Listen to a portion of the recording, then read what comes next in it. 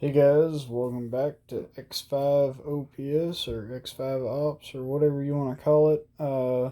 Tonight I wanted to go over something a little different. This is more of a practicality type of way of looking at ballistics for practical use, combat use. And it doesn't have to be used for combat. It can be used for hunting, and well, let's just get into it. So, what we're going over here is a few different things. We're going to go over maximum point blank range. We're going to go over maximum point blank range 0. We're going to go over danger space, and we're going to go over uh, vital zone radius. Okay, so I'm going to try to define a few of those things for you, and the more I talk about it, the more it's going to make sense. So, your vital zone radius is, if you can think of like what the vital zone of your target is. Say you want to hit something the size that's fist size, the size of a heart, basically. You want to take half of that diameter, which would be your vital zone radius. So roughly 2 inches would be your vital zone radius for that target, and you want to be able to hit within 4 inches. That's 2 inches from the center vertical, left, right, and then 2 inches below. So you want to hit within the center of a 4 inch circular zone. So your vital zone radius is 2 inches. And if you have a vital zone radius of 2 inches, and like this is, for instance, this is for the 6.5 PRC that I was testing last weekend, and I shot these 143 grain golden target match rounds out of. And based on the ballistics and the velocities I recorded, an average for 49 shots, I got it was 28.93 at the muzzle. Calculates out to where my chronograph was standing 5 feet from the muzzle was 28.95. So if I do that, and based on the drop and everything, if I set in JBM ballistics, if I set my vital zone radius to 2 inches, they're going to give me a maximum point blank range, which is 256 yards, and a maximum point blank range 0, which is 220 yards. So that basically means that if I were to zero my rifle at 220 yards, and my radius is 2 inches, where there's going to be plus 2 inches or minus 2 inches on either side of that 0. So from 0 to 220 yards, I will hit, and from basically from 0 to 256 yards, if I'm holding dead center of that vital zone radius here at 129 yards, that's my max ordinate. So that's the highest of the flight in that trajectory.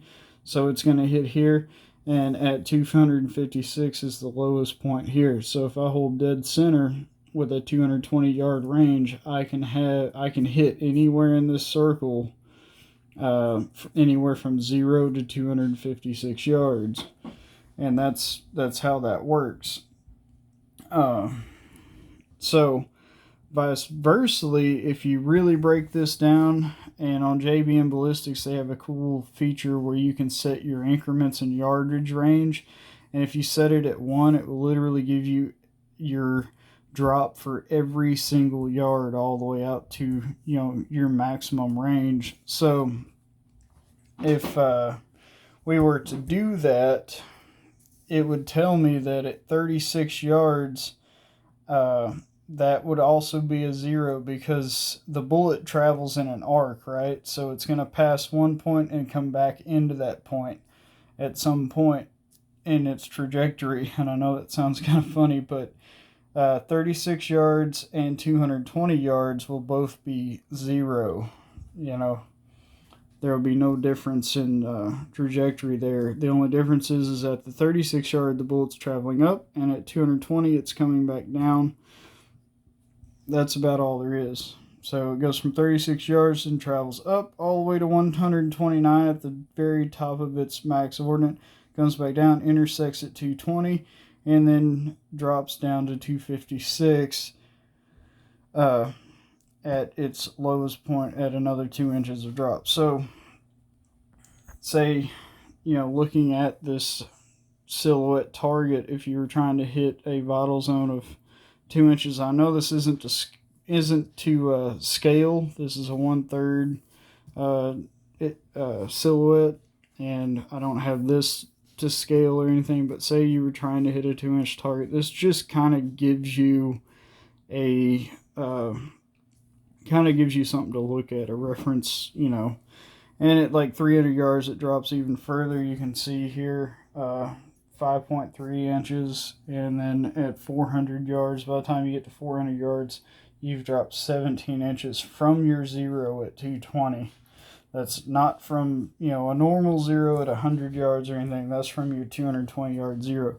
Now, if we were to expand out our vital zone radius, if we were to say, hey, I just want to hit the torso of this target, I just want to be on that torso, and we decide to expand it out to a 9-inch radius, that extends our max point blank range zero, like where we're going to zero our rifle, to 394 yards.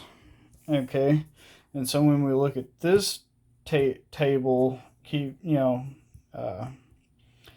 in mind that we have a 9-inch vital zone radius, which is basically an 18-inch wide target, we could zero it at 394, and we would hit 9 inches high at 213 yards, and we would hit 9 inches low at 466 yards. So anywhere from 0 to 466 yards, as long as we're aiming center of where we want to hit in that vital zone radius, we're going to hit somewhere in that radius. Okay, so also if you, like I said, you break this down into 1 yard increments, you will also see that 19 yards is a zero. So it'll be a 19, 394, 0. But of course, don't get caught up in that. That is for this specific cartridge and this specific rifle with the ballistics that I'm running. So if, say you did that and you zeroed it for 394 yards, at 100 yards, you're going to shoot a little high. You're going to shoot about 6 inches high. At 300 yards, you're going to shoot about 7 inches high. At 213 yards, that's your maximum ordinate. You're going to hit about 9 inches high. And then say you go past that at 400 yards, you're going to shoot, because we're pretty close, 394 to 400, you're going to shoot about half an inch low.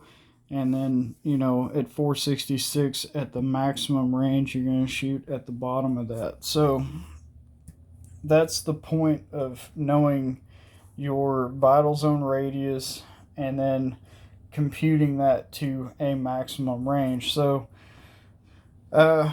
if you think about it, these guys talking about running like a 36 yard zero on their 5.56, and that being a 36 200 yard zero, so it's zeroed at 36 yards and 200 yards. Well, that makes sense, because if we look at this one with a 2-inch vital zone radius, 36 yard zero equals a 220 yard zero. So it's actually fairly close, but that's a small target. That's a 2-inch radius. This being a whole torso, being a 9-inch radius, or 18 inches wide or 18 inches tall, our zero goes to a 19 yard and 394 yard zero, based on the velocity that these rounds are running, with the ballistic coefficient that they have and the weight that they have. Besides that, on my charts, you notice that I've got this orange bar and this red bar, and what that is about is that my orange bar is the maximum range. I have 600 foot-pounds of energy, so up to 1326 with this round. And then my red bar is my maximum speed of sound, so at Mach 1, where it breaks Mach 1, is at 1702 yards. So I just keep that on there for reference.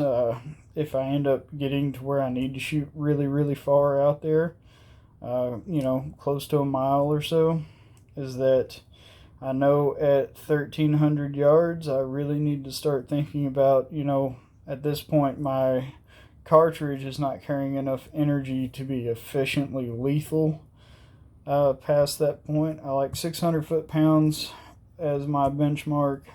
I know that, handgun rounds with a lot less energy are still lethal, but a lot of these match target bullets do not expand well below a certain feet per second. And most of them are around 1500 feet per second, but I think I can probably push this to about the 1400 foot per second area as far as range. So 600 foot-pounds and 1375 feet per second, that is going to be my maximum, the maximum range I'm going to want to try to take down something at.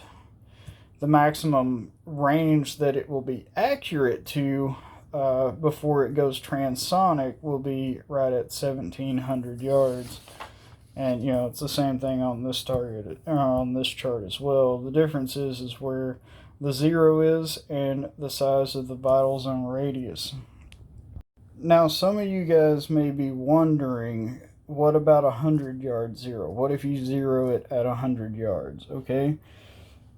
Well, if you use the program and you zero your rifle at 100, and you've got this small 2-inch vital zone radius, basically the maximum range, if you're zeroed at 100, that you will be able to shoot and hit within that radius is shortened quite a bit, and you're limited to about 183 yards here. And then so you're showing that it's gonna hit low at 183, and it's gonna hit dead zero at 100, and it's gonna hit low at 0 yards. So between 0 and 100 yards is gonna hit low, and then between 100 and 183 yards is gonna hit low. So that's something to keep in mind. If you're gonna stick with 100 yard 0, you have to adjust all this stuff, because the calculator is still going to tell you that your maximum point blank range is 256 yards, and your maximum point blank 0 is 220 yards. But if you zero for 100, you're going to have to relook at that chart, because I'm going to tell you it's going to show up a little different. Your drop's going to be totally different, which is like, if I zero at 100 and I want to shoot 500 yards, my drop is 8.4 MOA. But if I zero at 220 and want to shoot 500, my drop is 6.7 MOA. So quite a bit less drop. And you got to keep all of that information in mind.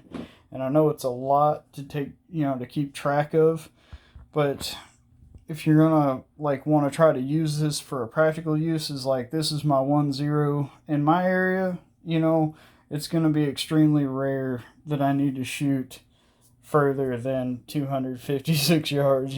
That's a long friggin' shot in the area that I live in, the country that I live in.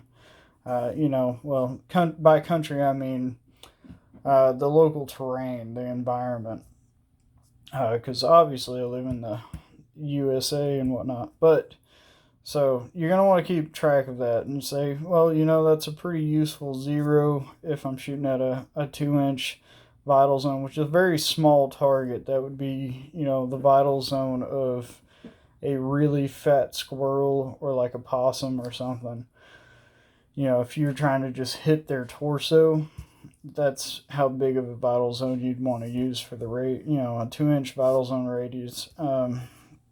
For bigger targets, and you can think like deer and stuff, and God forbid 2-legged targets, you could look at something with more, a 5, 6, 7, 8, 9 inch vital zone and recalculate everything for that. But of course, you're going to want to use the specific round that you're using, and that's the reason why this is up here, is to remind me that, hey, this is the round I'm using. This map, this drop chart's not going to work for the rest of them. For like a 5.56, this would not work at all.